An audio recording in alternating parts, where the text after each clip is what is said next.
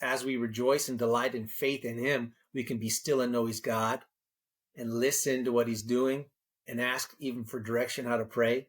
The Spirit might groan within us, might groan in agreement with things that he's speaking. Your spirit might agree with other people praying around you if you're praying corporately. Sometimes those groans can come out. It's a good recognition that that's something the Holy Spirit is agreeing with. But we also need to be aware that we have the gifts of tongues and praying in spirit, your spirit language. God can give that to edify your own body and strengthen your own body and increase the capacity of your spirit to receive from him. If you don't know what to pray, you pray according to the Spirit.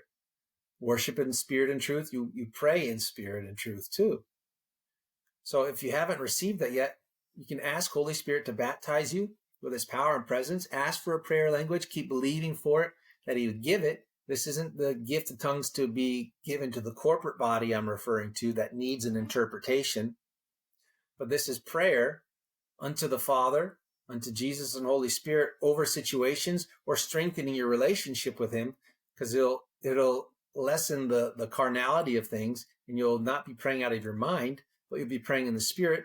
Then God can bring the edification to the mind during that as well. He can start downloading. I've seen that happen as you pray in the Holy Spirit, the prayer language, that God begins to give you the mind of Christ. It says we have the mind of Christ, and he instructs us, and he'll start downloading and saying, this is what you're praying for. Now release that prayer in English. Now I've shown you what to pray, because you weren't going after your own will. You were laying down to Holy Spirit.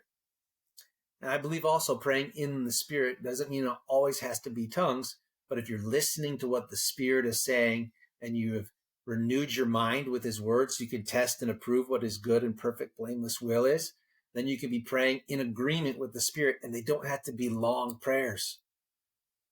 They can be very succinct prayers because you're hearing the decrees or the things that God needs prayed in an agreement. He's looking for agreement on there. He's like, I'm looking for those who are going to stand in the gap with me, with others, for what my intended will is.